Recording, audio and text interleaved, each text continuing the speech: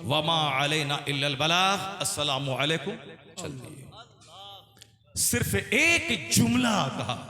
इमाम हुसैन मदीना से निकले, करबला पहुंचे और बड़ी बेदर्दी के साथ कत्ल कर दिए गए, शहीद कर दिए गए। यही है करबला की सच्ची कहानी। इतने बड़े वली कामिल वमा अलैना इल्लल बलाग पढ़ा और चले गए। अब आप अंदाजा लगा सकते हैं, ये जो कहानी है कि वो दरख्त के नीचे एक लोग आई पानी भरने के लिए, वह दोनों बच्चा आया, वहां रात भर दौड़ता रहा, सुबह हुई तो वहीं वो बच्चा खड़ा था। दरोगा आया, पकड़ा, जेल में डाला, जेल से रात भगाया, फिर उसको कहा जाओ इस रास्ते पे अंगूठी दिखा देना, मेरा भाई रखेगा। फिर आया, सुबह हुई, देखा वहीं पड़े हुए हैं, घर लेके गया। हारिस दिन भर तलाश कर रहा था बच्चा को, और उसके बाद वो घोड़ा मर गया। रात में आया, बोला दिन भर मैं थका हूँ, बीवी खाना दिया, बोला क्या करूँ, क्यों परेशान हो, कहा मुस्लिम बिन अकील के दोनों बच्चों को ढूंढ रहा था, और ताकि बहुत बड़ा इनाम मिल जाता इब्न ज़ियाद की तरफ से, मगर मेरा घोड़ा मर गया, दोनों बच्चा का पता नहीं चल सका। रोने की आवाज घर से आई, बोला वो कौन रो रहा है, कहा कोई नहीं रह रहा, चुपचाप सो।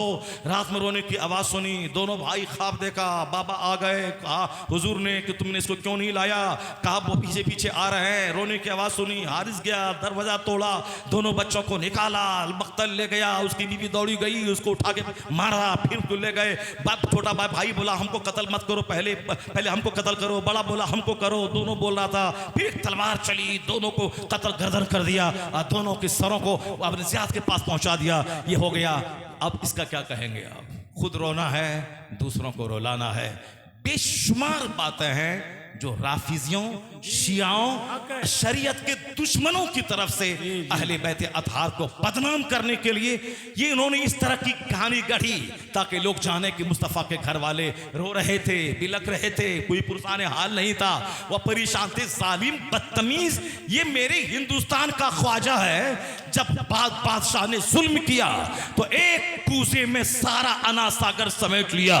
जब तक लोग तलब नहीं गए, जब तक माफी नहीं मांगी, उस वक्त तक नहीं छोड़ा। जब हुसैन का बेटा बरसहा बरस के बाद, 2300 साल के बाद इतनी फजीलत रखता है, तो हुसैन आजम दरियाए फरात को अपने घर बुला लेते, घर के सारे लोग पानी पीते सैर होते। क्या सितम की कहानी, क्या प्यास की कहानी बोलता है, क्या रोता है, क्या रुलाता है। हुसैन आजम ने सब्र किया है, प्यास पे सब्र किया है, भूख पे सब्र किया है, लाशों के अंबार पे सब्र किया है, ना एक इंच पीछे हटा है, ना रोया है, ना लाशों को देख के घबराया है। लाश गिरती रही, हुसैन का हौसला पुख्ता होता रहा और कहता रहा जितना जुल्म करना है कर ले, मगर जालिम के लिए मेरे पास समर्थन नहीं है, मेरे पास हिमायत नहीं है, मेरे पास सपोर्ट नहीं है, मैं हाथ नहीं दूंगा।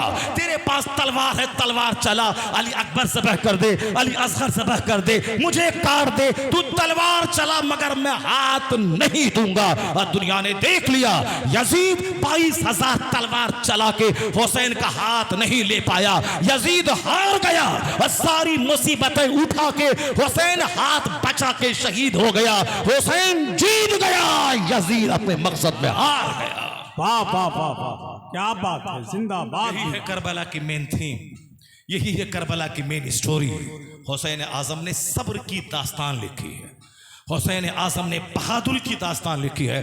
मैं बताऊंगा कि हुसैन की कब्र से आज क्या आवाज आ रही है, वो मैं बताऊंगा, मगर पहले मैं उस तमहीद को मुकम्मल कर दूं जो मैंने 2 आयत पढ़ी थी, वो दोनों आयत को मैं मुकम्मल कर दूं। उसके बाद फिर मैं हुसैन आजम की कब्र से आज आवाज़ क्या आती है उसको मैं बताता हूं। वो हाय हुसैना, हाय सुगरा, ये मातम, ये करबला, ये ढोलक, ये तमाशा, ये किसने इस्लाम को बदनाम करने के लिए दिया? नमाज नहीं, रोज़ा नहीं, हज नहीं, ज़कात नहीं, तिलावत नहीं, इबादत नहीं, ये ढोल लेके चला है, मरसिया मातम लेके चला है। इस्लाम मातम का मजहब है, इस्लाम मरसिया का मजहब है। कौन बताया तुमको? क्योंकि रिवायतें कुछ ऐसी होती हैं, लोग उस पर अमल करते करते उसके आदी हो जाते हैं, और जब उनको सच बताया जाता है तो लोगों से बर्दाश्त नहीं होता, इसलिए वो हक बोलने वालों के खिलाफ बरसरे पैकार हो जाते हैं। कोई हाय सकीना की कहानी नहीं होगी, कोई हाय सुगरा की कहानी नहीं होगी, कहानी होगी कुरान की, कहानी होगी हदीस की, कहानी होगी हुसैन आजम की सीरत की। हुसैन आजम ने अपनी जिंदगी में 25 हज पैदल किया, इतना बड़ा हाजी कोई दुनिया में होगा जो 25 हज पैदल किया हो? उनके इस तकवा को क्यों नहीं बयान किया जाता? उनकी इस परहेजगारी को क्यों नहीं बयान किया जाता? बगैर दाने के, बगैर पानी के, बगैर प्यास के करबला में आए, सकीना आई, ऊंट के पाँव में लिपट गई। कौन बोला? तुम वहां जाके देखा था? वह सकीना वहां पाँव ऊंट के पाँव से लिपट गई। ये राफिजी या शिया इन हुसैन आजम को कत्ल करने वाला आज अपने जुर्म पे पर्दा डालने के लिए सीना को भी मातम करने वाला असल जिम्मेदार यही है जिसने इमाम हुसैन का साथ नहीं दिया, जिसने 150 से ज्यादा खुतूत लिख के बुलाया और तलवार को देख के डर गया। ये डरपोक कल भी डरपोक था जो हुसैन की मदद के लिए नहीं आया, और आज भी ये डरपोक है जो सीना तोड़ता है और चेहरा मारता है। बुखारी की हदीस में आया है, मन ज़रबल खुदूद व शक्कल जुयूब व दाबेदावल जाहिलिया लैसा मिन्ना, ही इज नॉट अमंग अस। वो हमारे दरमियान का नहीं है, वो मेरे घरों का नहीं है। कौन? जो अपना चेहरे पे मारे, जो अपना कपड़ा फाड़े, जो जाहिलियत के दौर की तरह नौहा और मातम करे। हुजूर ने फरमाया वो हमारे घरों में से नहीं है। कोई बता दे कि ज़ैनब ने मातम किया हो, कोई बता दे कि शहर बानो ने अपने सर से दुपट्टा नीचे उतरने दिया हो, कोई बता दे कि इमाम हुसैन की बेटी सकीना वो अपने सर से दुपट्टा नीचे होने दिया हो। जो भी रिवायत है दुपट्टा खींचा, सब झूठ है, सब गलत है। इन खातून ने दुनिया में मिसाल कायम कर दी। जिस तरह हुसैन लाशों के अंबार पे 1 इंच न हटे, उसी तरह के खानदान की औरतें भी लाशों के अंबार पे न सर के बाल नोची, न दुपट्टा नीचे गिरने दिया, न अपने आप को बेपर्दा किया, न नौहा किया, न मातम किया। सब्र की तस्वीर बने रहे। मर्दों ने भी सब्र किया, औरतों ने भी सब्र किया। इन्नल्लाह मअस साबिरीन, इन सब्र करने वालों के साथ अल्लाह है, रसूलुल्लाह है। नारे तकबीर, नारे रिसालत। सब्र करने वाला नहीं चिल्लाता, सब्र करने वाला सर के बाल नहीं नोचता है, सब्र करने वाला सीना नहीं तोड़ता है। यही है मसले के आला हजरत। मैं डिटेल्स में थोड़ा वक्त अगर रहा, मदीना से कैसे निकले, मक्का कैसे पहुंचे, मक्का से करबला कैसे आए, वहां क्या गुफ्तगू हुई, उसके बाद इमाम हुसैन ने क्या डिसीजन लिया, वो उस पर मैं बस मुख्तसर सा तबसरा मैं करूंगा। मगर पहले वह 2 बात जो मैंने कुरान शरीफ की आयतों की मैंने कही हैं, मैं उसको मुकम्मल कर देता हूं। जरा एक बार जोर से बोले ला इलाहा इल्लल्लाह, जोर से बोले मुहम्मदुर रसूलुल्लाह, बोले अस्सलातु वस्सलामु अलैका या रसूल अल्लाह। आधे घंटे की तकरीर तो बहुत सुनी है, कब तुम 2-2.5 घंटे की तकरीर सुनिए। आज सुनिए, आज हमारे जो बच्चे खड़े हैं, नौजवान बच्चे स्कूल कॉलेज में पढ़ते हैं, वो भी दीन सीखे। पाकिस्तान पाकिस्तान पाकिस्तान मत किया कीजिए। वो कोई पाकिस्तान का पीर अजमत उसके पीछे कोई पड़ा हुआ है, कोई ताहिरुल कादरी के पीछे पड़ा हुआ है, कोई साकिब शामी के पीछे पड़ा हुआ है, कोई साकिबुल कादरी के पीछे पड़ा हुआ, कोई आजकल वो इंजीनियर मिर्जा के पीछे पड़ा हुआ है। वह चकर चकर चकर चकर करता रहता है। वैसा इंजीनियर उल्टा पुल्टा सारा काम हो रहा है। मौलाना का काम जो था वो इंजीनियर कर रहा है, और इंजीनियर का जो काम है वो मौलवी साहब कर रहे हैं। उल्टा पुल्टा जब काम होगा तो दंगा होगा, फसाद होगा, लोग बिगड़ेंगे, दीन से दूर होंगे। इसलिए डॉक्टर का काम है इलाज करवाओ, इंजीनियर का काम है बिल्डिंग बनवाओ, मौलाना का काम है अमरे बिल मारूफ करना, दीन सिखाना। वो लोगों को क़यामत तक दीन सिखाता रहेगा। ये इंजीनियर के पीछे इंडिया के बहुत सारे बच्चे पागल हैं जो अपने आलिमों की इज्जत नहीं करेंगे, वह इसी तरह दर दर की ठोकरें खाएंगे, कभी मिर्जा के पास, कभी ताहिरुल कादरी के पास, कभी उसके पास। मैं कहता हूं तुम्हारे पास क्या नहीं है जो तू पाकिस्तान को उठा के देखता है। हिंदुस्तान जाहिर तौर पर हमारा मुल्क सबसे बड़ा मुल्क है, चाइना से बड़ा मुल्क मेरा इंडिया है। ये इंडिया को तुम जो बोलेगा कि सिर्फ पंडित जी का मुल्क है, सिर्फ साहब हमारे मोदी जी का मुल्क है, ये हमारे अमित शाह का मुल्क है, उसका मुल्क भी है, मगर उससे भी बड़ा हमारा मुल्क है, हमारे बच्चों का मुल्क है, हमारे मौलाना का मुल्क है। इस मुल्क के लिए किफायत अली काफी ने फांसी के फंदे को चूमा था। कई हजार उलमा ने फांसी के फंदे पे लटका दिए गए। इसी जुर्म में वो अंग्रेजों के खिलाफ फतवा जिहाद दिया था। जो अंग्रेजों का झोला ढोने वाला था वो आज हिंदुस्तान की आजादी का सिपाही बना हुआ है। आज जिसको सूली पे लटका दिया गया अंग्रेज के खिलाफ फतवा लिखने के जुर्म में, उसका नाम कोई लेने वाला नहीं है। इसलिए पाकिस्तान का क्रिकेट का मैच हो या हॉकी का, एक हिंदुस्तानी उसके लिए कोई हमदर्दी नहीं रखेगा, खेल तमाशे का मजहब है क्या इस्लाम? पूरी दुनिया में एक इस्लाम, एक नमाज, एक रोजा, एक हज। मजहबी तौर पर चीनो अरब हमारा, हिंदुस्तान हमारा, मुस्लिम है हम, वतन है सारा जहां हमारा। मजहबी तौर पर जहां हिंदुस्तानी तौर पर हिंदुस्तान अमेरिका से अच्छा हिंदुस्तान हमारा, चाइना से अच्छा हिंदुस्तान हमारा, पाकिस्तान बांग्लादेश से अच्छा हिंदुस्तान हमारा, यानी इन सारे जहां से अच्छा हिंदुस्तान हमारा। हम बुलबुले हैं इसकी, ये गुलसितां हमारा। मजहबी हैसियत पूरी दुनिया हमारी है, एक मरकज काबा मदीना, और पूरी दुनिया में एक इस्लाम, एक नमाज, एक रोजा, एक हज, एक ज़कात। और फिर जहां तक वतन का सवाल रहा, जैसे यूपी वाला, बिहार वाला, गुजरात वाला, राजस्थान वाला हमारा स्टेट, उसी तरह उत्तर प्रदेश में भी मेरठ वाला, मलियाना वाला, मुरादाबाद वाला, बरेली वाला, पीलीभीत वाला हमारा डिस्ट्रिक्ट। उसी तरीके से हिंदुस्तान मुल्क की सतह पे हमारा मुल्क सबसे अच्छा मुल्क है, मगर मजहबी तौर पर हमारा, पूरी दुनिया हमारा मुल्क है। एक अल्लाह, एक रसूलुल्लाह, एक कुरान, एक मरकज काबा, एक अरफात का मैदान, एक खाने काबा, एक गुंबद कजरा। इस तरह सारी दुनिया के मुसलमान एक हैं। मुत्तहिद हो जाओ, सारे काफिर मिलकर तेरा कुछ नहीं बिगाड़ पाएंगे। आज तुम शेख के नाम पे, पठान के नाम पे, जोलाहा के नाम पे, नदाफ के नाम पे, अंसारी के नाम पे, मोहल्ले के नाम पे, नदी के नाम पे, इलाके के नाम पे, बिहार यूपी के नाम पे आज तुम बटा हुआ है। इसीलिए सारे लोग तुझको मारना चाह रहे हैं, मिटाना चाह रहे हैं। जिस तरह मस्जिद में शेख, पठान, जोलाहा, नदाफ, अमरीकी, हिंदुस्तानी, तुरानी सब एक मुसल्ले पे खड़े हो जाते हैं, उसी तरह जिस दिन तुम यूनाइट हो गए, शेख और पठान की सारी जंग खत्म कर दी, जिस तरह मस्जिद में शाहो गदा एक हो गए, मस्जिद से बाहर भी अगर तुम यूनाइट हो गए तो फिर याद रखना, अमेरिका भी तुम्हारा है, चाइना भी तुम्हारा है, सारी दुनिया तुम्हारी है। तब बोलेगा चीनो अरब हमारा,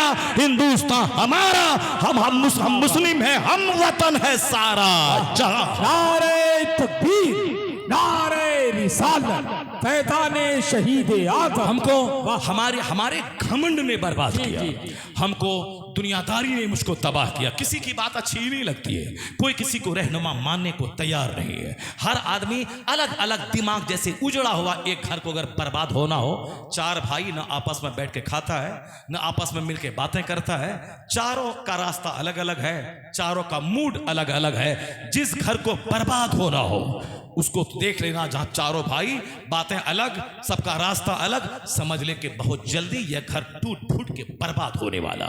जहां एक साथ दस्तरखान पे खाने का चलन हो, जहां आपस में मोहब्बत से बातें हो रही हो, एक दूसरा एक बात अपनी बात को, मशवरा को शेयर कर रहा हो, मोहब्बत के साथ एक को अपना अमीर मानकर सब एक साथ उनके मशवरे से काम कर रहा हो, वो जल्दी से उस घर को तरक्की करने से कोई नहीं रोक पाएगा।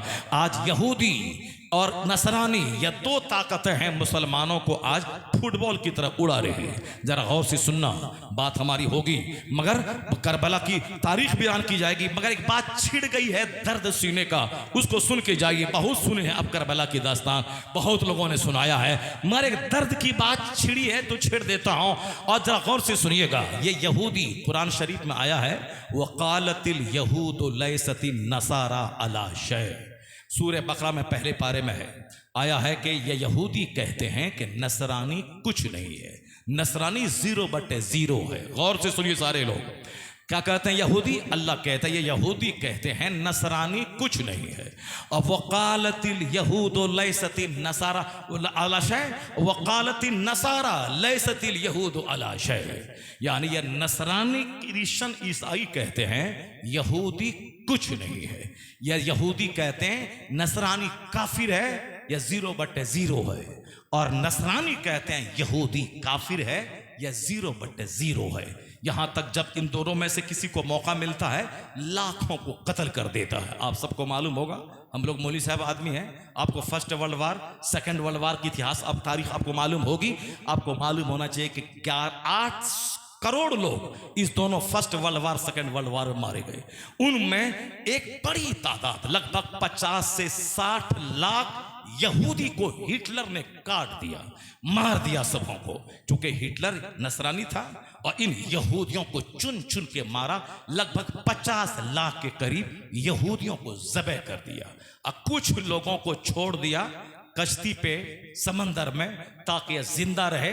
इनकी बदमाशी, इनकी शरारत को जब दुनिया देखेगी तो दुनिया बोलेगी हिटलर ने ठीक किया है। इसीलिए चंद लोगों को छोड़ दिया। आज औरतों, बच्चों, बीमारों, बेसहारों और भूखों को तड़पाने वाला इस्राइल का यहूदी पूरी दुनिया में नंगा हो गया कि हकीकत में हिटलर को इन सबको ज़बह कर देना चाहिए था, छोड़ना नहीं चाहिए था। ये चंद लोगों को क्या छोड़ा, दुनिया को जहन्नम बनाने का प्लान बना रहा है। हिटलर ने 50 लाख यहूदी को काट दिया, मार दिया, कहीं पनाह नहीं मिली। तो अरबिस्तान के उस खित्ते में जो फिलिस्तीन का इलाका कहलाता है, वहां इन बचे हुए मुट्ठी भर यहूदियों को पनाह दिया। यूएनओ की मदद से मुसलमानों ने जगह दे दी। अब वह धीरे धीरे पांव फैलाकर एक मुल्क बना लिया। इतनी ताकत मुसलमानों को आपस में तोड़ के बना लिया। मुसलमान क़यामत तक कभी यूनाइट नहीं होगा। और इस्राइल डिवाइड एंड रूल करके मुसलमानों को शिया सुन्नी में तोड़कर, अरबी अजमी में तोड़कर वो अपना काम करता रहेगा। अपने मकसद में यहूदी कामयाब हो गया। अमेरिका का नसरानी वो यहूदी को काटता था, लेकिन आज मुसलमान के मामले में दोनों एक हो गए। जो एक दूसरे को काफिर कहता था वह दोनों यूनाइट हो गए कि मिटाना है मुसलमानों को। आज फिलिस्तीन को मिटाना है, कल शाम मिटाना है, परसों जॉर्डन मिटाना है। जो लोग तलवा चाटते हैं यहूदी और अमेरिकी हुकूमत का, उन सबों को कल एक तमाचे में ख़त्म कर देना है। और फिर बचेगा सऊदी, उसको भी कुर्सी से हटा करके उसे भी नंगा कर देना है।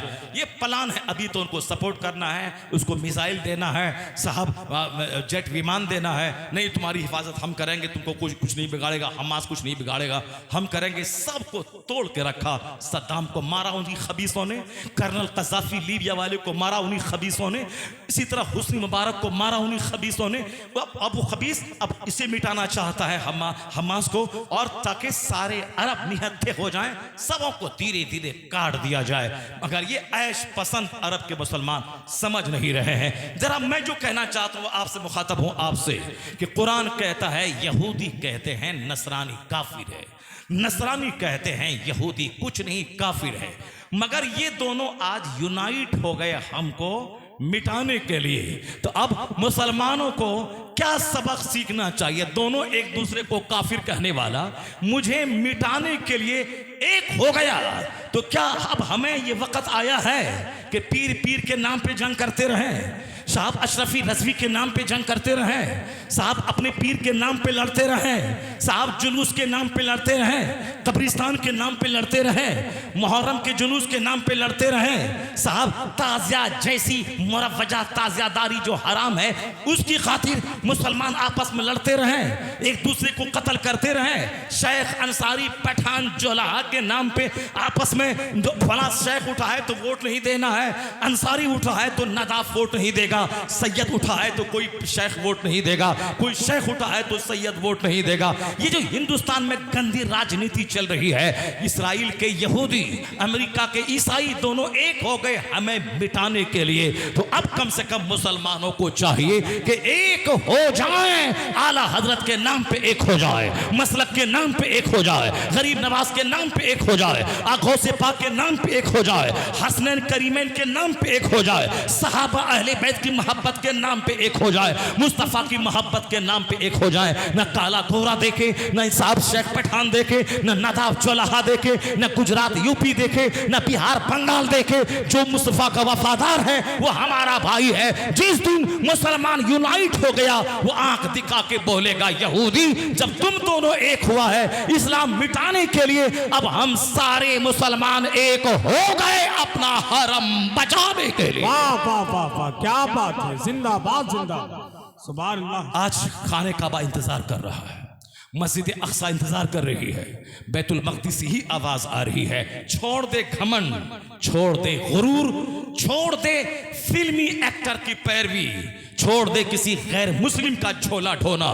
छोड़ दे जहालत, छोड़ दे खुराफा, छोड़ दे शरारत, छोड़ दे मगरबी तहजीब की पैरवी, छोड़ दे ऐश पसंद जिंदगी, कल जलजला आएगा मरना ही है, कल मौत आएगी मरना ही है। तो माल की तलब में नमाजें क्यों छोड़ता है, माल की तलब में झूठ क्यों बोलता है, माल की तलब में क्यों हराम के लिए प्रेरित होता है, क्यों इस जाहिरी दुनिया के लहवो लईब में पढ़कर अपने मुस्तफ़ा अपने खुदा को नाराज करता है। इमाम हुसैन की कब्र से आवाज आ रही है, छोड़ दे दुनियादारी, छोड़ दे झूठ का कारोबार, छोड़ दे दुनिया की मोहब्बत, छोड़ दे बाल बच्चों की मोहब्बत, अपनी जन्नत को तबाह करने वाला काम एक हो जा मुस्तफ़ा के नाम पे। मुस्तफ़ा पर ऐसा खेशरा के दीने हमाऊस कर बहु न रसीदी तमाम बुल हबीस, अपने आप को नबी तक पहुंचा, जो नबी तक नहीं पहुंचा उसमें और अबू लहब में क्या फर्क है। इसलिए हुसैन पैगाम देते हैं कि आज तुम मुस्तफ़ा का सच्चा गुलाम बन जा, अब पैरवी किसी काफिर की मत कर,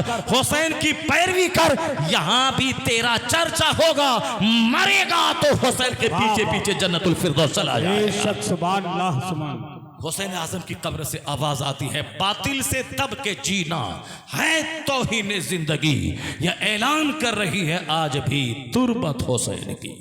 बातिल से दब के जीना, घिघियाना, बाल बच्चों का मुंह देख करके जिहाद और साहब इस्लाम दुश्मनों के खिलाफ लड़ाई करने का जज्बा सर्द कर लेना, ये नहीं है हमारी नमाज, हमारा रोज़ा, हमारा हज, हमारी ज़कात, हमारा जज्बे जिहाद जुल्म मिटाने के लिए, शिर्क मिटाने के लिए, समाज से करप्शन मिटाने के लिए, अहंकार मिटाने के लिए। अगर जिहाद की जरूरत पड़ी और तुम 1 लाख बार दरूद पढ़ने के तस्बीह के घर में बैठ गया, नहीं काम आएगी वो तस्बीह। इसलिए कि जब वक्त क़याम आए वहां सजदे में जाना नादानी है, और जब जिहाद का वक्त आए 1 करोड़ तस्बीह लेके पढ़ना और गरीबों के लिए 1 लाख लंगर बांटना नहीं चलेगा काम। अभी वो वक्त है जो लंगर खाने का टाइम नहीं है, ये वक्त है जिहाद का, ये वक्त है गुनाहों के त्याग का, ये वक्त है सजदा करने का, ये वक्त है उजड़ी हुई मस्जिदों को आबाद करने का, ये वक्त है हर वक्त जोश और जज्बे के साथ रहने का। अगर दुश्मन हमें मिटाने,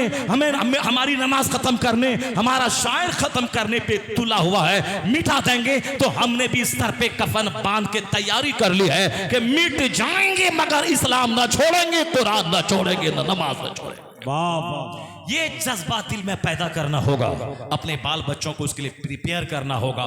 गुनाहों से आदमी बुज़दिल हो जाता है, गुनाहों से आदमी अल्लाह के अजाब का भागीदार हो जाता है, गुनाहों से समाज की बरकतें ख़त्म हो जाती है। मैंने छेड़ा था, मुमकिन है कि आप बोलें कि आपने एक बात कही, मूसा अलैहिस्सलाम 6 लाख फौज लेके निकले, उसको आपने कंप्लीट नहीं किया, तो बस जरा मैं उसको कंप्लीट कर देता हूँ, उसके बाद मैं मैदान करबला में पहुँचता हूँ। एक मैसेज को जो वहाँ से आ रहा है हदीस कुरान की रोशनी में, उस मैसेज की तरफ मैं आपको ले जाता हूँ। तकरीर 4 घंटे की भी हो सकती है, मुमकिन है कि उसी 4 घंटे की बात को मैं 40 मिनट में समेट दूं।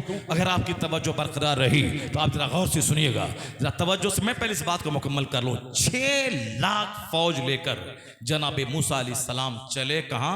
कौम जब्बारीन से जिहाद करने के लिए। क्योंकि इमाम हुसैन ने जिहाद किया है, इमाम हुसैन बहादुरों के सरदार का नाम है।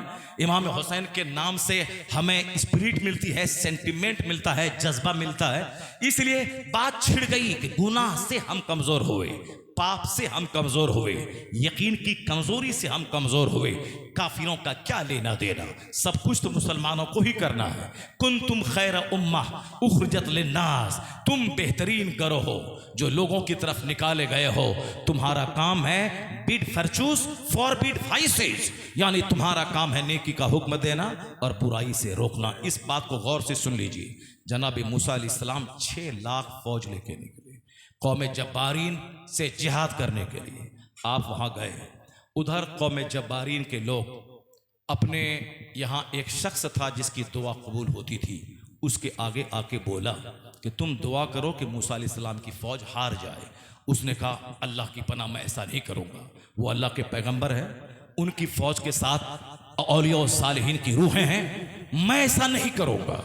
मगर लोगों ने तोहफा तहाइफ इतना दिया कि बलम बाउरा उस तोहफा तहाइफ की जद में आकर उसके एहसान तले दबकर वो दुआ करने के लिए पहाड़ पे चढ़ गया, बद्दुआ करने के लिए जनाब मूसा अलैहिस्सलाम की फौज के खिलाफ। चूंकि वह उस कौम का मुस्तजाबुद दावत आदमी था, जो दुआ करता था दुआ कबूल हो जाती थी।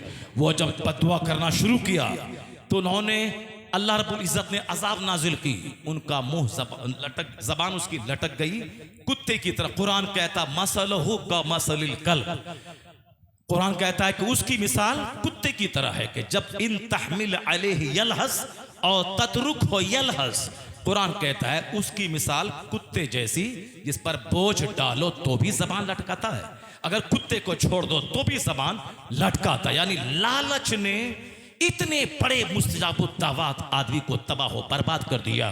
कौम के नजराने ने उसे बददुआ करने पर मजबूर किया, वो तो बर्बाद हो ही गया। ईमान बर्बाद हुआ, जबान लटक गई, मगर उन्होंने इशारे में कौम से कहा कि मेरी कौम मैं तो बर्बाद हो ही गया। अलबत्ता एक बात मेरी याद रख लेना कि जब मूसा अलैहिस्सलाम की फौज तुम्हारे शहर पे हमला करे तो तुम अपनी जवान खूबसूरत बेटियों को सजा संवार कर उनकी फौज में दाखिल कर देना। अगर एक बंदा भी ज़िना कर लिया तो 6 लाख की फौज हार जाएगी। वो तो तबाह बर्बाद हो ही गया, जबान कुत्ते की तरह लटक ही गई, बर्बाद हो गया। मगर एक ट्रिक, एक चाल उन्होंने अपनी कौम को बताया। तो जब मूसा अलैहिस्सलाम की फौज, मूसा अलैहिस्सलाम कौन पैगंबर है सबको मालूम है आपको, 1,24,000 कमोबेश नबियों में 313 रसूल, और 313 रसूल में 5 उलुल अज़्म रसूल, बड़े रसूल। उन बड़े रसूलों में एक नाम जनाबे मूसा अलैहिस्सलाम का है। मूसा अलैहिस्सलाम, ईसा अलैहिस्सलाम, नूह अलैहिस्सलाम, इब्राहीम अलैहिस्सलाम और सारे रसूलों के सरदार पैगंबर आखिरुज़्ज़मान मोहम्मद अरबी सल्लल्लाहु अलैहि वसल्लम, ये 5 बड़े रसूल, उन्हीं में से एक नाम है जनाबे मूसा अलैहिस्सलाम।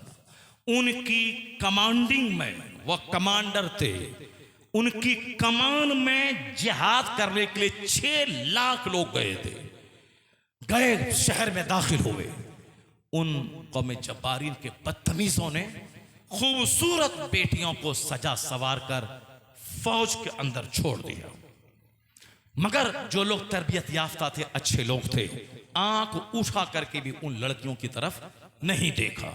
लेकिन एक मालदार शख्स था, वही माल जिसकी तड़प में मेरा बेटा 30 साल बंबई में मेहनत करता है और डीएम बन के 30 साल तक नौकरी करता है। नमाज खत्म, रोज़ा खत्म, मौलाना का मजाक, मस्जिद का मजाक, खूब 12-12, 15-15 घंटे नींद कुर्बान करके पढ़ता है, डीएम बनता है। फिर 30 साल तक नौकरी करने के लिए पूरे हिंदुस्तान में जहाँ चाहे जाए, जूता पहन के रात भर सोता है। डीएम हो, डीएम से ही पूछता है सीएम भी और प्रधानमंत्री भी कि कहाँ सैलाब आया, कहाँ आग लगी। डीएम की नौकरी बहुत बड़ी नौकरी, मगर हमेशा तनाव में रहता है। 15 घंटे स्टडी किया, 30 साल पढ़ा, अगर पास कर गया तो वाह वाह, नौकरी मिली, 30 साल की नौकरी, मर गए। उसके बाद गए कहाँ, जहाँ का एक दिन 50,000 साल का है। अब वहाँ के लिए कोई तैयारी नहीं, न नमाज है, न रोज़ा है, न जी भर के तिलावत है, न जी भर के सजदा है, न जी भर के दुरूद है, कुछ नहीं है। बस 2 रोटी हासिल करने के लिए 30 साल तक पढ़ा, 30 साल नौकरी की, छोटा सा घर, छोटी सी कार, छोटा सा बंगला बनाया। उसके बाद मरा, चला गया, वह 2 गज जमीन के अंदर चला गया। डीएम बने थे। जिस दुनिया को सजाने के लिए 30 साल पढ़ा, 15-15 घंटे पढ़ा, अगर बेटे के दिमाग में आप बैठा देते कि मरने के बाद जहां खरबों साल रहना है, वहां का एक दिन 50,000 साल के बराबर है। बेटा 15 घंटे स्टडी करना पेट के लिए, डीएम बने तो भी पेट के लिए, दारोगा बने, लायर बने, बैरिस्टर बने, मास्टर बने, टीचर बने, किसी भी जॉब में जाए, 2 टका कमाना है, खाना पीना है, फिर मर जाना है। जब दुनिया की रोटी के लिए 15, 18, 16, 10 घंटे स्टडी करेगा, तो उस दुनिया की जन्नत के लिए 1 घंटे का टाइम निकाल के फजर पढ़ लेना, जोहर पढ़ लेना, असर पढ़ लेना, मगरिब पढ़ लेना, ताकि ईमान साथ रहे, नमाज साथ रहे। अगर पढ़ाई के दरमियान मर गए, कम से कम जन्नत तो साथ रहेगी। या फिर डीएम बन गए तो नमाज रोजे तो साथ रहेंगे, ताकि डीएम भी बने, इज्जत की रोजी भी मिली, और नमाज रोजा साथ रहा तो जन्नत भी हाथ में रही। अगर जन्नत छोड़ के डीएम बना तो 1 कौड़ी बराबर उसकी कीमत नहीं है।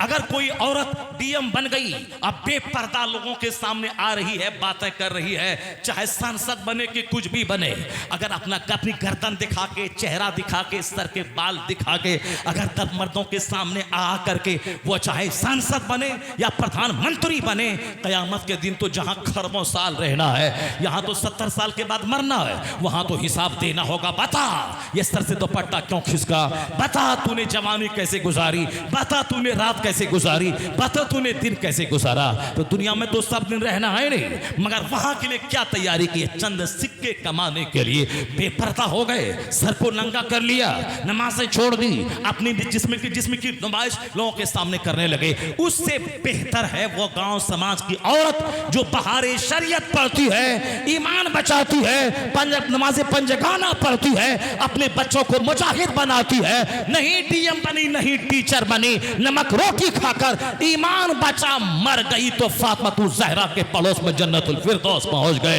ये कौन सी सांसद बनी, ये कौन सी डीएम बनी, ये कौन सी टीचर बनी, इज्जत और आबरू के दांव पे लगा के 2 टका कमाया, अब मर गए तो वहां करीना कैटरीना के साथ जहन्नम की आग में जलने लगे। करबला से पैगाम आ रहा है कि करीना के कनीज मत बन जा, मत बना अपनी बेटियों को, सकीना की कनीज बना, ज़ैनब की कनीज बना, फातिमा ज़हरा की कनीज बना, मुस्तफा की बीवियों की कनीज बना। अगर उनकी कनीज बनी तो जन्नत तो फातिमा के बाप की है, जन्नत की सरदारी तो फातिमा के बेटे हसनैन की है। अगर ये कनीज़े फातिमा रही, दुनिया के 70 साल 1 सेकंड है, ये गुजर ही जाएंगे। मरने के बाद अगर सकीना के साथ जन्नत में जगह मिल गई, यही कामयाब है, इससे बड़ा धनवान, इससे बड़ा सफल कोई नहीं है।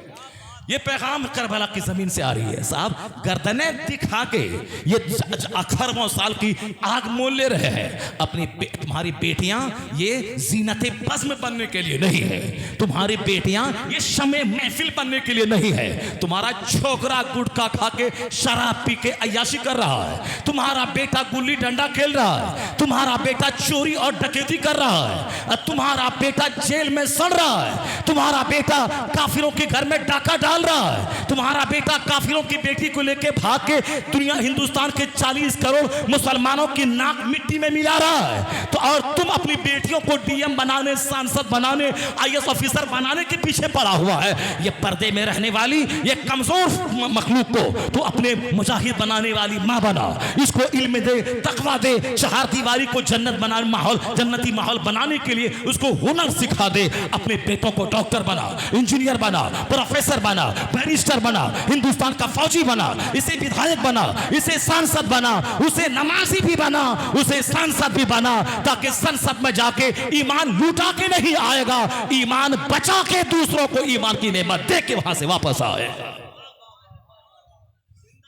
जिन बच्चों को पढ़ाना चाहिए वो बच्चे शराबी पापी, और जिन बेटियों को पर्दे में रख करके घर को जन्नत बनाना चाहिए उनको साफ स्कूल में भेज दिया, और सारी पढ़ाई, अब सारी एनर्जी उसी बिटिया की पढ़ाई पे लग रहा है। ये बता दे जब तक बिटिया नहीं पढ़ी थी हिंदुस्तान का हाल क्या था, और जब आज बिटिया पढ़ रही है, रिजर्वेशन में नौकरी में जा रही, हर स्कूल का हाल क्या है मालूम है आपको, हर दफ्तर का हाल क्या है मालूम है आपको, हर ऑफिस का हाल क्या है मालूम है आपको, हर होटल का क्या हाल है मालूम है आपको। उसके बावजूद खिलाफे पैगंबर कसे रहगुजीर के हर किस पर मंजिल नखात रसीद, मुस्तफा के खिलाफ जो भी करेगा कभी मंजिले मकसूद पर नहीं पहुंच पाएगा। अब जरा गौर से सुनिए मेरी बात। 6 लाख फौज दाखिल हो गई और यहूदियों ने अपनी बेटियों को सजा सवार करके उन कौम जब्बारी के लोगों ने भेज दिया। मुसलमान जो वफादार मुखलिस थे निगाहें झुकाकर चलते रहे, किसी भी लड़की की तरफ आंख उठा के नहीं देखा। एक टका वाला, पैसा वाला, मालदार जो न बाप का है, न माँ का है, न मौलाना का है, न पीर का है, न खानका का है, न मस्जिद का है, हराम माल जो भी कमाएगा वो बदतमीज होगा, हलाल माल जो कमाएगा वो जन्नती होगा, और फिर बाअखलाक होगा, मुअज़्ज़ब होगा, बाअखलाक होगा। हराम माल सजदे की तौफीक छीन लेता है, इसलिए जो माल कमाया, खूब कीमती घर बनाया, उसकी तारीफ करेगा तो तेरा सीना भी नापाक हो जाएगा। अगर तारीफ करना है कि माशाअल्लाह अल्लाह ने बहुत दिया है, ये देखना कि माल अगर हलाल से कमाया है तब वहां सोफा पे बैठना और तब उसकी तारीफ करना अल्लाह का एहसान है। सजदा भी है, ज़कात भी है, हज भी है, खैरात भी है। अल्लाह ने माशाअल्लाह ज़बरदस्त आपको नवाजा, दुनिया भी है, इंशाअल्लाह अल्लाह की रहमत से उम्मीद है कि जन्नत भी वहाँ मिलेगी। नमाज, रोज़ा, हज, ज़कात, खैरात सब है, लेकिन अगर वहाँ नमाज के बजाय गाना है रात भर और वहाँ जवान बेटा अलग चैटिंग, बेटी अलग चैटिंग, जवान अधेड़ माँ अलग चैटिंग और अधेड़ बाप अलग चैटिंग, और अगर वहाँ तुम बैठ के चाय पी के बोले वाह माशाअल्लाह क्या घर है, जानते हो कि सूद खा के रिश्वत लेके हराम तरीके से माल से मकान बनाया है, अगर बोला माशाअल्लाह तो फिर तुम्हारा भी सीना सख्त और हार्ड हो जाएगा। हलाल कमाई, अच्छी राह में खर्च, तो कहना माशाअल्लाह अल्हम्दुलिल्लाह। और अगर देखना कि हलाल माल भी है, सजदे की तौफीक भी मिली है, समझ जाना कि ये माल इसे जन्नत ले जाएगा, ये माल इसे नमाज की तरफ ले जाएगा। हराम खाने वाले को कभी सजदा की तौफीक नहीं मिलती। अगर वो सजदा करता भी है, उसका सजदा रियाकारी और दिखावे की नजर हो जाता है। जिस सजदे में इखलास हो, जिस सजदे में सच्चाई हो, वह उसी सजदे में होगी जिसमें बदन में माले हलाल हो। हलाल खा के काबा नहीं जा पाया, मोहल्ले की मस्जिद में दुआ किया, तो बुजुर्गों ने कहा है हराम खा के जो दुआ काबा में करेगा वह दुआ रद्द हो जाएगी। हलाल खा के अगर काबा जाने का पैसा नहीं मिला, मोहल्ले की मस्जिद में दुआ करे, यह दुआ मोहल्ले की मस्जिद में कबूल हो जाएगी। ये है इस्लाम, ये है शरीयत, और ये है इस मसलक अहले सुन्नत व जमात, और ये है शरीयत और मसलक हक की बातें। इसके अपने मन से ला देना, अपने मन से बातें निकाल देना। शादी करा देते, बच्चियों की शादी करा देते, उसकी करा देते। ये वैसे ही लोग हैं जो कहते हैं कुर्बानी में 1 लाख बकरा की क्या जरूरत थी, 1 लाख रुपए से गरीब की बेटी की शादी करा देते। गरीब की बेटी की शादी के लिए क्यों चिंता है तुमको? तुम अपने समाज के लोग बैठ करके इस मसले का हल निकाल। जिस तरह मेरे पैगंबर ने अपनी बेटी की शादी फातिमा ज़हरा की शादी मस्जिद में कराई, और कोई नया जोड़ा नहीं, पुराने जोड़े में कोई 50-100 आदमी का हंगामा नहीं, चंद सहाबा की मौजूदगी में मुस्तफ़ा ने अपनी बेटी फातिमा को अली के निकाह में दे दिया। सादे ढंग से हसनैन के अब्बा की और अम्मा की शादी हो रही है, सिंपल ढंग से। मस्जिद नबवी में 1 लाख सहाबा मौजूद थे, मगर 1 लाख सहाबा को खबर मिल जाती कि मुस्तफ़ा की बेटी की शादी है, मक्का से मदीना और मसाफा से सारे सहाबा आ जाते। चंद लोगों की मौजूदगी में मस्जिद नबवी में साधारण तौर पर शादी होगी। किस अली के निकाह में बेटी दिया? कायनात का मालिक व मुख्तार, जन्नत का मालिक, महबूब परवरदिगार, जिस अली के पास रहने का घर नहीं था। मुस्तफ़ा ने तकवा देखा, परहेजगारी देखी, अपनी बेटी को अली के निकाह में दे दिया और चंद लोगों के बीच दे दिया। ना 5 स्टार होटल, ना लान, ना साहब शानदार डेकोरेशन। गरीब भाई दवाई के लिए तरस रहा है और ये 5 लाख का डेकोरेशन कर रहा है। गरीब फूफी कैंसर से पीड़ित है, ये साहब 5 स्टार होटल और जबरदस्त बड़ा लान बुक कर रहा है। ये क्या है? और ये बोलता है जलसा कराने से क्या होगा, कुर्बानी करने से क्या होगा, हज में 5 लाख खर्च करने से क्या होगा। बोल उस फजूल खर्ची के खिलाफ, बोल डीजे के खिलाफ, बोल शेख चिल्ली के खिलाफ, बोल तवाइफ के नाच के खिलाफ, बोल हिजड़े के डांस के खिलाफ, बोल औरत और मर्द के कव्वाली के मुकाबले के खिलाफ, बोल ढोल ताजा बाजा के खिलाफ। ये अमरे बिल मारूफ, जहां मुसलमान जमा होंगे उनके सामने कुरान हदीस बयान किया जाएगा।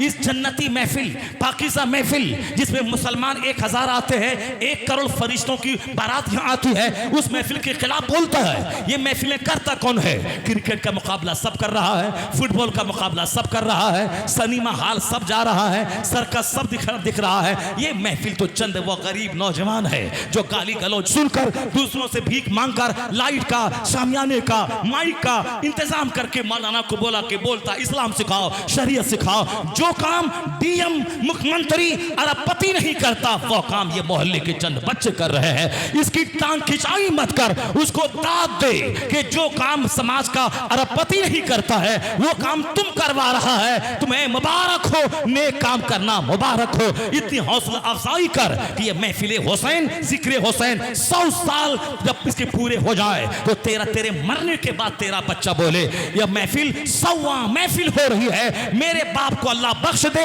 जिसने क्रिकेट की महफिल नहीं छोड़ी, मुस्तफा के नवासों के जिक्र की महफिल छोड़ी है। वो तुम रहोगे कब्र में, तेरे बच्चे हाँ तेरी मगफरत की दुआ करेंगे कि अल्लाह और मेरे बाप मेरे दादा को बख्श दे, जिन्होंने एक अच्छी रिवायत को जारी किया है। जब लड़कियां गई वही माल वाला, उसको देखा खूबसूरत औरत थी, नहीं कंट्रोल हुआ, उसको गोद में उठाया, जनाबी मूसा अलैहिस्सलाम के पास गया और कहा हुजूर ये मेरे लिए हलाल है या हराम। जनाबी मूसा अलैहिस्सलाम जलाल में आ गए, कहा मरदूद उसे जुदा कर, उसको जुदा कर, ये तेरे लिए हराम है बगैर निकाह के। उन्होंने नहीं माना। किसकी बोली? मौलवी की बोली।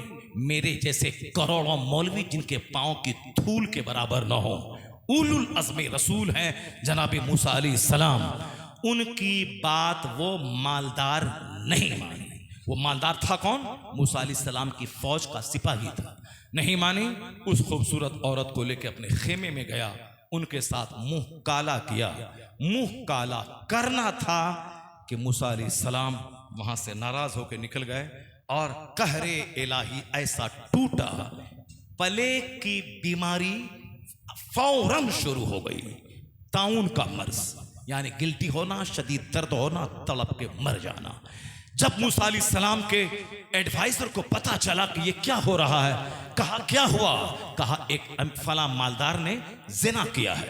उसके बाद से ये हुआ, आप गए वहां, उन दोनों को संसार किया, दोनों मर्द औरत को मार दिया। उसके बाद ये अजाब रुका, मगर अजाब रुकते रुकते 70,000 लोग उस मर्द से मर चुके थे। 70,000 लोग। मैं कहानी इसलिए नहीं छेड़ा करबला की, हाय सोहरा हाय सकीना की, मैंने वो बात छेड़ी।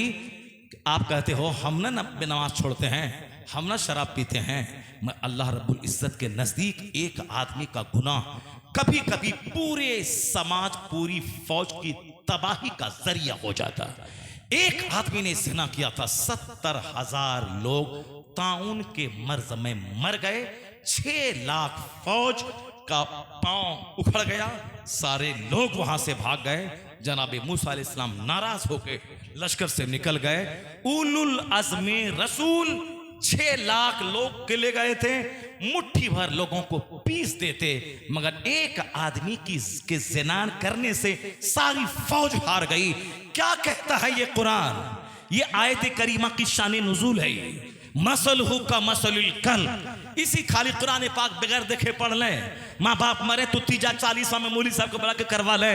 इन्नल्लाह यरफ़उ बिहाज़ल किताब अक़वामा व यदउ बिही आखरीन।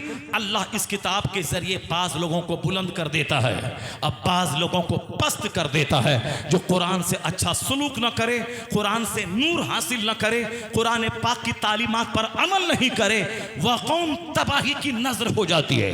उसे काफिर पाँव का खिलौना बना लेते हैं। अल्लाह रब्बुल इज्जत उसको बुलंद करता है जिसके घर में तिलावत हो, जो कुरान पाक पे अमल करता हो। यही पैगाम मुस्तफ़ा ने खदीर खुम के मौके पर कहा था कि ऐ लोगों, क़द तरक्तु फ़ीकुमुस सक़लैन अव्वलुहुमा किताबुल्लाह फ़ीहिल हुदा वन नूर। हुजूर ने जो कुछ कहा था, ये ईद ख़दीर मना रहे हैं और ढोल बजा रहे हैं। अब हुजूर ने जो कहा था कि 2 चीज छोड़ के मैं जा रहा हूं, उन दोनों का दामन मजबूती से थामे रखना। वह दोनों चीजों में से क्या है? एक कुरान है और एक अहले बैत है। कुरान में हिदायत है, रोशनी है। कुरान को थामे रखने का मतलब कुरान से नूर लेना, कुरान से रोशनी लेना, कुरान से मार्गदर्शन लेना। कैसे जिए, कैसे मरें, कैसे जिंदगी गुजारें, ये कुरान तुम्हें बताएगा। आपकी कुरान थ्योरी है, उसमें हिदायत है, और उस थ्योरी पर अमल करने वाला जो गरोह है, मुस्तफ़ा कहते इतरती अहलो बैती, ये मेरे अहले बैत, मेरे घर वाले हैं। कुरान कुरान पढ़ना हो तो कुरान पढ़ना, उसको समझना हो तो मेरे हसन, मेरे हुसैन, मेरे अली को देखना। यहाँ प्रैक्टिकल मिलेगा, वहाँ थ्योरी मिलेगी, या दोनों को सीने से लगा के रखना। कुरान पढ़ेगा, थ्योरी मिलेगी, नूर मिलेगा, और फतह फातिमा हसन हुसैन को देखेगा, वहाँ प्रैक्टिकल मिलेगा। कुरान ने कहा सब्र करना, नमाज से मदद चाहना, और मुस्तफा के नवासे ने बता दिया कि सब्र कैसे किया जाता है, कुरान कैसे पढ़ा जाता है। इस तरह अहले बैत ने कुरान पढ़ा, कुरान पर अमल किया कि घर में कुरान, सफर में कुरान, मक्का में कुरान, मदीने में कुरान, मैदान करबला में कुरान। और जब गर्दन कट गई हुसैन की, नेज़े पे गर्दन है, कटी हुई गर्दन से आवाज आ रही है तिलावत कुरान की, करबला आवाज दे रहा है। ए मोमिन, अखबार छोड़ दे, अफसाना छोड़ दे, फिक्शन छोड़ दे, नॉवेल छोड़ दे, कुरान और मुस्तफा के घर वालों को सीने से लगा ले। यहां हर महाज पे कामयाबी मिलेगी, और मरेगा तो हुसैन के साथ जन्नत में जगह मिलेगी। तरक तो फीकुम मुस्तक़लैन, दो भारी चीजें तेरे दरमियान में छोड़ के जा रहा हूं, अगर तुम उसको पकड़े रहोगे तो तुम गुमराह नहीं होगे। अब कुरान शरीफ में सब्र का बयान आया है, तो अहले बैत ने सब्र करके दिखाया है। कुरान करीम में सखावत का बयान आया है, अहले बैत अतहार ने 3 दिन का फाका करके गरीब मिस्किन यतीम कैदी को खिला करके प्रैक्टिकल तौर पर बता दिया है। कुरान में आया है कि जान दे देना, हम तुम्हें आजमाएंगे, वाला नबलुवन्नकुम बेशैइन मिनल खौफ वल जू व नक्स मिनल अमवाल वल अनफुस वस्समरात, वी विल टेस्ट यू, हम तुमको आजमाएंगे, कभी अमन देकर, कभी खौफ देकर, कभी माल की कमी देकर, कभी जालिम हुक्मरान को मुसल्लत करके, कभी तेरे बच्चों की जान लेकर। हम जू भूख से, खौफ से, जान की कमी से, माल की कमी से तुमको आजमाएंगे। चूंकि हमने तुझको जान दिया है, हम अगर जान ले लें तो देखूंगा मैं तू क्या बोलता है। हमने ही तुझको अरबपति बनाया, फिर अगर हमने तेरा माल आजमाइश के लिए कम कर दिया, फिर मैं देखूंगा कि तू मालदारी में क्या बोलता है और तू गरीबी में क्या बोलता है। अल्लाह ताला आजमाता है बंदों को। हम लोग अमन है तो अल्लाह अल्लाह, खौफ आया तो छोड़ दिया अल्लाह का नाम लेना। बाल बच्चे हैं जिंदा तो फातिहा, नियाज, लंगरे गौस, लंगरे ख्वाजा। हम लोग को तो लंगर ही खाना है, खा खा के बिल्कुल मोटा हो जाना है। तीजा का खाना, बरसी का खाना, चहारम का खाना, 40वां का खाना, 11वीं का खाना, 12वीं का खाना, 6ठी का खाना, मुहर्रम का 10वीं का खाना, सिर्फ सुन्नियों के हिस्से में खाना खाना खाना आया है। सजदा खत्म, सिर्फ करबला का लंगर, प्यास याद है, तिलावत याद नहीं है। करबला का सब साहब वो जंग याद है, हुसैन का सजदा नेज़ों के दरमियान वो याद नहीं है। इसीलिए कोई ढोल लेके बैठा है, कोई मरसिया लेके बैठा है, कोई तीजा लेके बैठा है, कोई 40वां लेके बैठा है, कोई 10वां लेके बैठा है। हुसैन लेके कौन बैठा है? हुसैन का सब्र लेके कौन बैठा है? हुसैन का जज्बे शहादत लेके कौन बैठा है? हुसैन की रज़ा लेके कौन बैठा है? हुसैन के मैदान करबला में भूख भी है, वहां प्यास भी है, वहां खौफ भी है, वहां बच्चों की जान भी जा रही है। ये खौफ के 5 बातें आजमाइश के जो इस आयत करीमा में है, वो सारी बातें करबला में जमा है। चटियल मैदान भी है, परदेश भी है, भूख भी है, प्यास भी है, और फिर वहां बाल बच्चों की जान की कमी भी है, अपनी जान जाने का भी अंदेशा है। सारी चीजें वहां जमा है। मगर कुरान कहता है बशरी साबिरीन लजीना इज़ा असाबतहुम मुसीबा, ए हबीब आप खुशखबरी दीजिए कि जब मुसीबत आती है मेरे बंदों पे, और उन्होंने कहा ये मुसीबत तो अल्लाह की तरफ से आई है, अल्लाह ही मुसीबत का हल करने वाला है, हम तो अल्लाह के फैसले पे साबिर और शाकिर रहने वाले हैं। अगर उन्होंने सब्र किया और तकदीर पे राजी रहा, अल्लाह की दी हुई मुसीबत पे वह सीना नहीं पीटा, वह घबराया नहीं, वह विचलित नहीं हुआ, वह ज्यादा घबराया नहीं, सब्र किया, तो अल्लाह कहता है ये साबिरीन लोग हैं, उलाइका अलैहिम सलवातुम मिन रब्बिहिम व रहमा व उलाइका हुमुल मुहतदून। यही वह लोग हैं जिन पर खुदा की रहमतें नाज़िल होती हैं, यही लोग हिदायत याफ्ता हैं, यही लोग कामयाब हैं। हुसैन ने मैदान करबला में सब्र की तारीख रच के बता दिया कि जो साबिरीन के साथ अल्लाह होता है, जुल्म करने वाले के साथ अल्लाह नहीं होता, और जुल्म करने वाला देर या सवेर तबाह हो ही जाता जाता है और सब्र करने वाला मरता नहीं, वो जिंदा हो जाता है। तो मैदान करबला से आवाज आ रही है कि जुल्म को मर ही जाना है और सब्र हमेशा के लिए सुरखरू हो जाता है। यही मैदान करबला से पैगाम मिल रहा है कि जुल्म और अहंकार और घमंड को अल्लाह चूर चूर कर देता है। सब्र को अल्लाह सब्र की इज्जत को बढ़ा देता है, सब्र को दायमी जिंदगी देता है। जो अल्लाह की राह में जिहाद करे, जो जालिमों के सामने डरपोक बन के ना रहे, जो जालिमों के सामने हक बयान करे, जो दुनिया के आराम को ठोकर मार के खुदा की राह की शहादत को कबूल कर ले, वही लोग सक्सेसफुल हैं, वही लोग हिदायत याफ्ता हैं। अब जरा तारीख का एक छोटा सा चैप्टर में खोलता हूं। चैप्टर तो है बहुत बड़ा, लेकिन मैं इन शॉर्ट आपके सामने बयान करता हूं। आखिर हुसैन आजम क्यों करबला गए, आखिर वजह क्या थी। एक बात ये, अब मैदान करबला में क्या हुआ, अब मैदान करबला के बाद क्या हुआ, बस ये 3 बातें मेरी सुन लीजिए। आपकी तवज्जो है मेरी तरफ, तवज्जो है कि नहीं? जरा जोर से बोलिए सुभान अल्लाह, हाथ उठा के बोलिए ला इलाहा इल्लल्लाह। अब बहुत सारे लोग, कुछ लोग बीच से चले गए। हम तो खुश हैं कि 80 साल का मेरा वो बाबा बैठा हुआ है। हम तो खुश हैं कि साहब हमारे सामने ज़ईफ लोग बैठे हुए हैं, मगर वो हमारा जो छोकरा टाइप का जो हमारा बेटा भतीजा है, उसको तो दिल में लगता नहीं जलसे में, उसको तो बाहर घूमने में मज़ा आता है। अल्हम्दुलिल्लाह 2-4 छोकरा गया तो हम नाराज़ नहीं हैं। यहाँ तो सैकड़ों हमारे बच्चे हैं जो बैठे हुए हैं। सुभान अल्लाह। अल्लाह ताला इन बच्चों को सेहत और तंदुरुस्ती अता फरमाए। अल्लाह ताला इन बच्चों को जज्बे जिहाद अता फरमाए। अल्लाह इन बच्चों को हसनैन का सच्चा गुलाम अता फरमाए। शादी सिंपल होती है तो बच्चा नेक होता है, शादी में धूमधाम नहीं होती है तो उस शादी में बरकत अल्लाह देता है। फातिमा की शादी मस्जिद में 10 लोगों के बीच हो गई तो अल्लाह ने उस शादी में इतनी बरकतें दे दी कि बेटा सारे जन्नती नौजवानों का सरदार पैदा हो गया।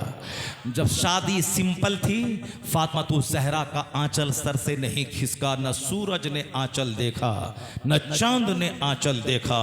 मुस्तफ़ा के नक्शे कदम पे चल के फातिमा ने बता दिया कि इस तरह से जीना डिफिकल्ट नहीं है बल्कि जिया जा सकता है। जो लोग ये कहते हैं कि नहीं साहब कौन चलेगा शरीयत पर, कौन चलेगा मौलाना की बात पर, कौन चलेगा हिदायत पर, वो जो कहते हैं कि इस जमाने में कोई चलता है क्या, इस जमाने में क्या होता है, इस जमाने में फटा पैंट पहना जाता है, इस जमाने में गुटखा 24 घंटे चबाया जाता है। हम लोग नहीं चबाते हैं गुटखा, जी रहे हैं कि नहीं जी रहे हैं। हम लोग फटा हुआ पैंट नहीं पहनते हैं, जी रहे हैं कि नहीं जी रहे हैं। हम लोग, हमारी माँ बहन बेटियां पर्दे में हाथ में परस लेकर के वो बाजार में नहीं घूमती है, दूसरों का घर मकान नहीं देखती है। अल्हम्दुलिल्लाह आराम से रह रही है, कार पे बैठती है, निकाब पहनती है। अगर सख्त ज़रूरत हुआ बाजार जाने की, पर्दे में मलबूस होकर कभी जाती है, अपना सामान लिया, खरीदा, औरतों के साथ अपना घर आ गई, आराम से घर में रहती है, तिलावत करती है, नमाज पढ़ती है। ये पैंट और जीन्स शर्ट पहन के भप्पर से लेके इधर घूमते रहना है बाजार में, जैसे कोई चैन नहीं मिल रहा है, आग लगी हुई बदन में, कोई साहब वो शिकार तलाश कर रही है, कभी इसको देखना, उसको देखना, उसको देखना। ये क्या तमाशा है। वो औरतें जो अरबपति घराने की हैं, वहां भी पर्दा है। जहां हुसैन है वहां पर्दा है, जहां हसन है वहां पर्दा है, जहां फातिमा ज़हरा है वहां पर्दा है, और जहां करीना है, जहां कैटरीना है, जहां अमिताभ बच्चन है, जहां अजय देवगन है, जहां अखिलेश यादव का चर्चा 24 घंटे है, जहां साहब शाहरुख खान का चर्चा है, अब वहां तो होगा ही, वहां म्यूजिक होगा, मस्तियां होंगी, रात भर कॉमेडी होगी, हंसने का माहौल होगा, गरीबों के मजाक उड़ाने का माहौल होगा, मौलवी लोगों की शराफत के कहकहा मारने का मजाज होगा। सुन ले कहकहा मारने वाले, कुरान में आया है कि जब जहन्नमी को जहन्नम में डाला जाएगा और पूछा जाएगा क्यों जहन्नम पहुंचे, क्या करते थे जो आग में आ गए। दुनिया में 70-80 साल 90 साल तो जैसे तैसे गुजार दिया, 1 सेकंड है दुनिया का 70 साल। तुम जहां पहुंचे, जहां का एक दिन 50,000 साल के बराबर है, तो आग में क्या करते थे दुनिया में जो पहुंच गए आग में। तो कुरान कहता है ये शख्स जवाब देगा, इन्ना कुन्ना, ये सब जवाब देगा। फरिश्ता बोलेगा कि हुआ फी अहलिही मसरूरा, इन्नहु कान फी अहलिही मसरूरा, ये अपने अहलो अयाल में खुश था, मस्त था, कहकहा मारता था, कॉमेडी रात भर देखता था। इन्नहु काना फी अहलिही मसरूरा, इन्नहु काना फी अहलिही मसरूरा। कहां जा रहे हो? ए लड़का, कहां एक नंबर, जाओ जाओ जाओ जाओ जाओ जाओ। हम बोल रहे हैं ना 2 घंटे से, हमको प्यास लगी ना? प्यास है ना पेशाब है। और ये देखिए, ये बैठ के सिर्फ सुन रहा है, सुभान अल्लाह भी नहीं कह रहा है जोर जोर से। चलो सुभान अल्लाह हर 5 मिनट में बोले तो थक गया सुभान अल्लाह कहते कहते। 2 घंटा सुभान अल्लाह कर रहे हैं, कितना कहेंगे? तो सुभान अल्लाह कह देने से थकता नहीं है, अंदर से एनर्जी उसकी बढ़ जाती है। हाँ, हम तो कभी कभी कहते हैं ना कि डॉक्टर लेविल पाविल बहुत बड़े साइकोलॉजिस्ट थे, वो कहते हैं the Quran word to word is the resource of energy. Quran हर्फ बहर्फ ताकत हासिल करने का खजाना है। लड़का क्या सुन रहा है तुम? नहीं सुनेगा। देखिए, इस चारों लड़के के सर पे टोपी नहीं, जरा देखिए गौर से, चारों बच्चे नंगे सर हैं। ये तो हम तारीफ करेंगे कि कम से कम 2 घंटे से दीन सीख रहा है। अगर ये जो कुछ मैं बताया हूं, अगर गौर से सुना है, अगर सोचेगा तो फिर जिंदगी बदल जाएगी इसकी। चूंकि मैंने 2 घंटे के अंदर में सिर्फ हाय सकीना नहीं, बल्कि इस्लाम का जो मोटी मोटी बात है, सारी बातें मैंने बता दी। इशारे इशारे में मैंने सब कुछ बता दिया है। वमा अलैना, अगर मैं भी पढ़ भी दूं तो भी हमारी तकरीर हो चुकी है, लेकिन अभी होगी नहीं, 1 घंटा और। घबराएंगे तो नहीं आप लोग?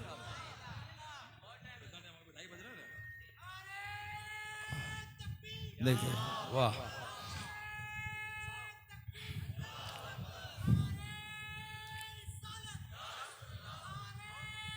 सुभान अल्लाह।